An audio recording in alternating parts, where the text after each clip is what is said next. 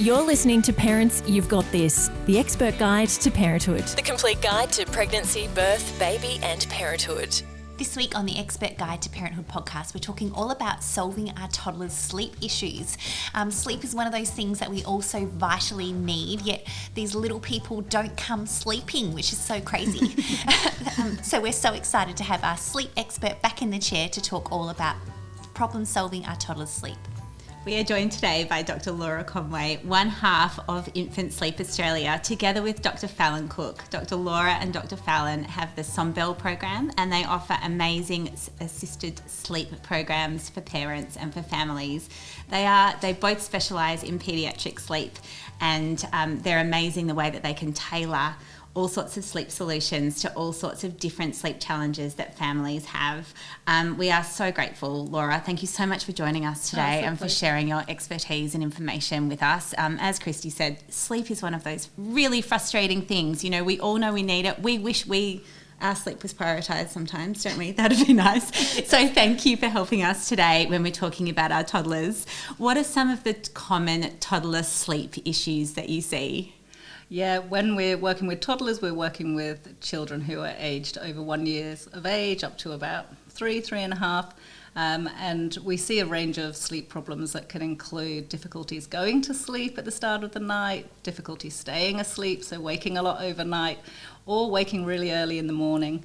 And we sometimes have toddlers who use lots of stalling behaviours at bedtime, refuse to go to sleep, or they're up in the middle of the night partying. So we see a whole range of sleep issues with little toddlers. So let's talk about that one you mentioned there, bedtime refusal. I think that's one of the most frustrating things as parents. Like, you get to the end of the day, you're trying to muster up every part of energy to put them to bed and they just don't want to go. Yeah, it's really, really common. The first thing that I would suggest if you're experiencing bedtime refusal from your toddler is to double check that they are actually ready to go to sleep at the time that you want them to go to sleep. If you're aiming for a 7 p.m. bedtime and typically they're not going to sleep until 7:30, 7:45, then it may be that the 7 p.m. bedtime is a little bit too early, and that's why they're refusing to go to sleep, because they actually haven't got the drive to sleep at that point. So one of the things you could think about is moving bedtime a little bit later, or if you want to keep bedtime the same, if they're still having a nap during the day, have a look at how long that nap is. If it's quite long, you might look at reducing it. If it's happening later on in the day, then you try to bring it a bit earlier so that your toddler can build up their sleep drive by bedtime. What about for those families that might have more than one child in a room? You know, many of us are having multiple children, growing up, sharing a room, which is a really beautiful thing for siblings to have, but It can turn into party town at bedtime. What are some strategies for parents who are battling to get multiple children to settle down and go to bed at once? Yeah, so again, looking to see whether your children are both ready to go to sleep at the same time. If you're sure that you've got their bedtime right and they are actually tired enough, then thinking about what are the activities that they are doing to put off going to sleep. Jumping from one bed to the other. Pillows? Okay. What fun. Yeah. So if it is a game like that, it's not saying to them that they can't do that game, but it's moving it a bit earlier in the evening so that they can have that fun time together, but it's just outside of the bedtime routine. So it might be that when they get out of the bath, for example, or the shower, you allow them to have that really energetic time together, playing the floor is lava or whatever it is that they want to play. But then about half an hour before you're anticipating that they will go to sleep, then it's moving into the bedtime routine, thinking about books, songs, stories, and then kissing everyone goodnight and lights out. That's a really lovely way of putting it, though, because it's so frustrating when finally they get along for that magic, energetic, high-powered time. You know, actually that's the most beautiful time as siblings, that they're all connecting, and so moving it forward so they can still have that is really lovely, and then encouraging that and not having the stress as a parent around trying to get them to sleep. Yeah, absolutely. And if they were to continue to want to play and want to put off bedtime, then thinking about is there another parent in the house where you can do dividing and conquering. So as part of the bedtime routine, one parent might take responsibility for one of the children and the other parent takes responsibility for the other. And then thinking about how to motivate them to cooperate at bedtime. And that might be giving them lots of praise stickers for cooperating at bedtime, so that when they do get into bed without that carry on, then you tell them how proud you are of them. Wow, you're getting so big and grown up. I'm so proud. You're so special to me. So that they really start to look forward to that special reinforcement that they get from you at bedtime. Yeah, and I think they can be silly because they got your attention. Suddenly, like all day you've been busy, and then suddenly they've got your undivided attention, and they know you want them to go to sleep. And then then they're playing off each other. It's like, no, I want her attention. No, I want her attention. So I do. That's a great tip. So what do? You talked a little bit there about sleep stalling. How do we stop our children from sleep stalling? I need one more drink. I need to go to the toilet. You haven't filled up my water bottle. What do you do about that? Really common for toddlers to use these stalling behaviours when they want to put off the inevitable. So once you're sure that bedtime is actually the correct time, that they are ready to go to sleep, then work backwards by about half an hour and think about setting up a really consistent bedtime routine for them to follow. Now, for toddlers, one of the things that you can do is involve them in this. If you think about a toddler's day, they have spent the whole day being told what to do, where to go, when to eat, when to sleep, when to drink. And at the end of the day, just like we're feeling a bit all, we're worn out, they also are a bit over being told what to do. Yes. So they can be using that time to be saying, well, I want something else, because they're just they're just exhausted. So think about, with them, creating a bedtime routine chart where you think about all of the things that they need to do from the time that they get out of the bath onwards until lights out. And then with them, you can either go around and take photos of all of those things. So we're thinking going to the toilet, putting a nappy on, doing teeth, books, songs, etc. Take a picture of all of those things and print them out, or with them draw pictures, and then you paste them on a piece of paper with them, and you've created the bedtime routine chart. And then you make them the boss of the chart. Yeah, they love being the boss. Toddlers love it. That's right. Yeah. Me do. And so then what we're doing is at bedtime, you've created the chart with them, so they have some ownership over it. And you can do something really silly, like there may be 8 steps on the chart, and you might do the first 2 steps, and then you might say, right, okay, and now right to the last step into bed, and your toddler will be outraged. You have missed all these steps, and you go, oh my goodness, silly mummy or silly daddy, I'm so glad you're the boss of the chart. What's next? Yeah. And then they are delighted to tell you what's next. Then what you're also doing is changing the emphasis from you telling them what to do to them following the chart. And just that slight change in power dynamic can be really helpful at bedtime. When they reach the end of the chart, then your job as a parent is to be really clear that the chart is finished. It's time for bed. And if they ask for anything extra, your job as a parent is to be like a stuck record. The chart's finished, it's time for sleep. Now, when you first start to use it, they may really push back. And that's normal for them to see where the limits are. And when they see that you don't give them anything extra after the chart is finished, normally after a night or 2, they will accept that the chart is finished, it's time for sleep.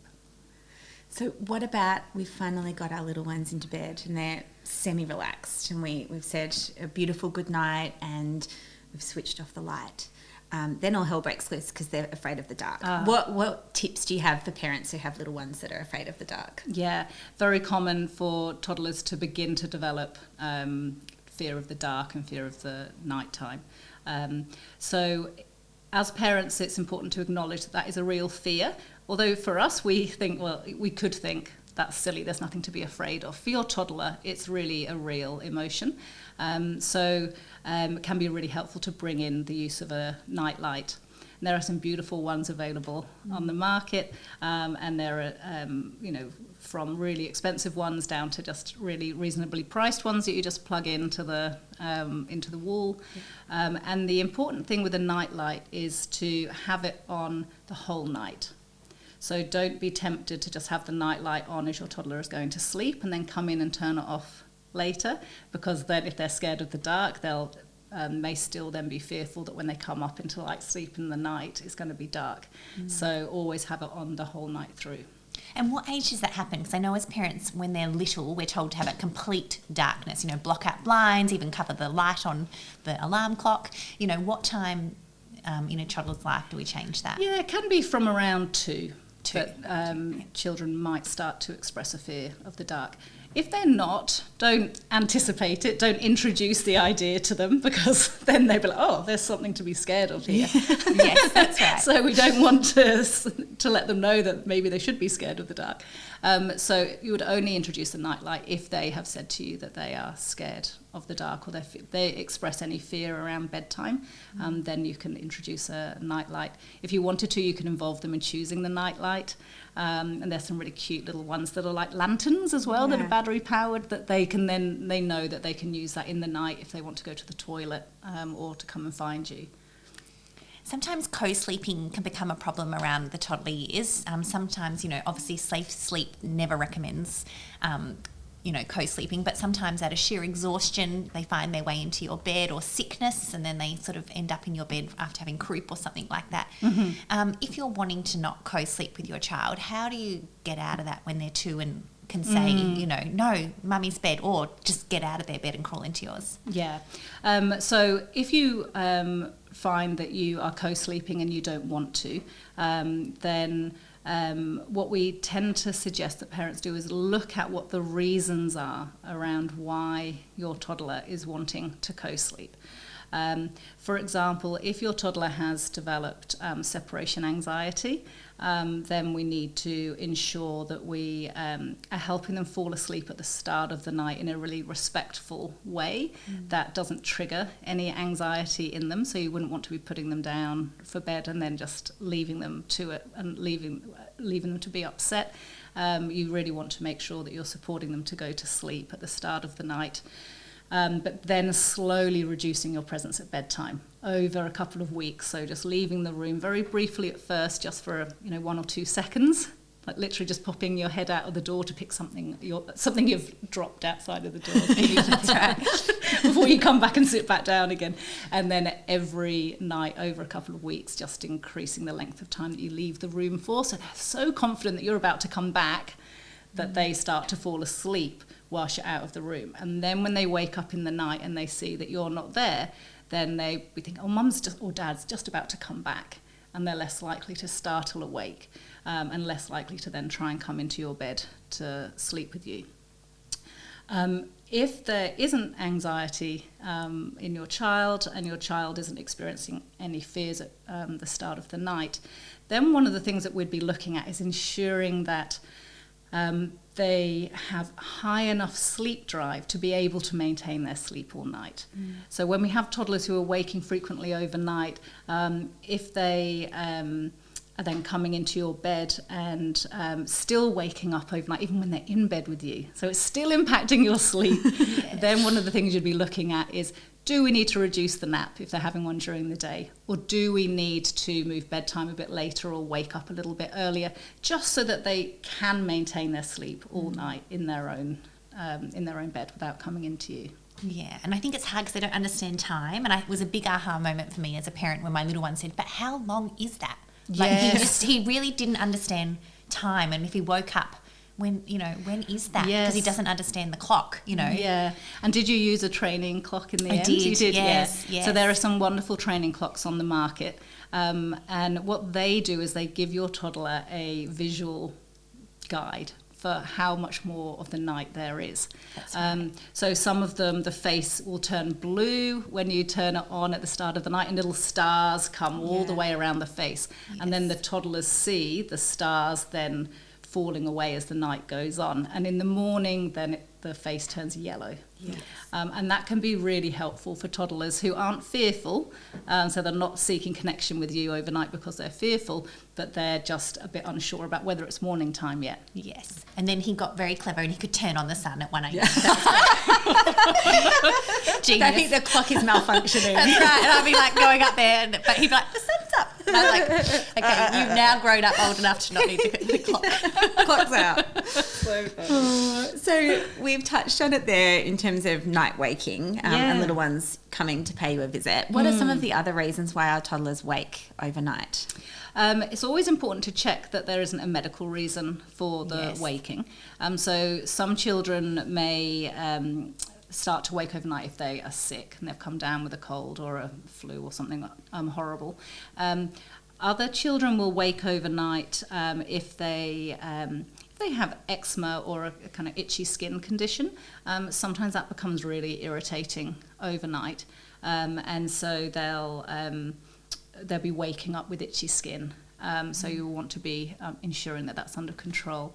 And you'd also want to be checking that they're not snoring or having pauses in their breathing or gasping overnight, because that might suggest that there is some obstructed airways that needs investigation.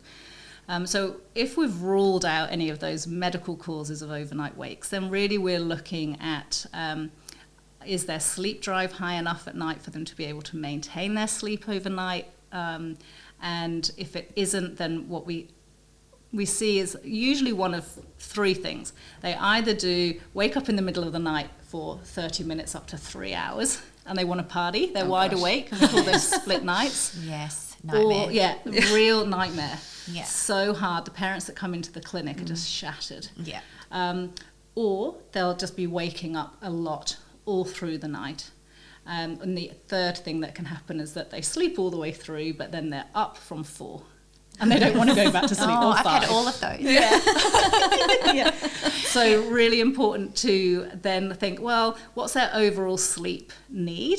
And logging your child's sleep for about a week, and that's day sleep and night sleep, to just get a sense of how many hours they're having every 24 hours. And then looking to see how you're going to divvy that up across the day and the night. And, if you have got a 2.5 or 3-year-old who's still having a 2 to 3 hour long nap during the day, and they're having those overnight wakes, then it's really likely that you need to shorten that nap so that they have more allowance, like budget left, if you like, for their overnight sleep. And it's sometimes just making those minor alterations to nap duration and bedtime and wake up is all you need to do to then see a real big improvement in those overnight wakes. It's amazing, isn't it, the impact that eczema can have. Our family have used the Mistela eczema. Stellatopia, I love it. Stellatopia range, which is really amazing. So yeah, that's a little good tip. parent tip. Yeah. Well, Laura, thank you so much. So helpful. And parents, if you do have sleep issues, please do see Infant Sleep Australia. They have so many tips and tricks to help you make a tailored plan for your family. Don't struggle through sleep because it's excruciating. You've been listening to the Expert Guide to Parenthood, and never forget, parents, you've got this. Join a Parents You've Got This masterclass today to be prepared, excited and educated for pregnancy, birth, baby and parenthood. Visit www.parentsyouvegotthis.com.au and sign up for a masterclass today.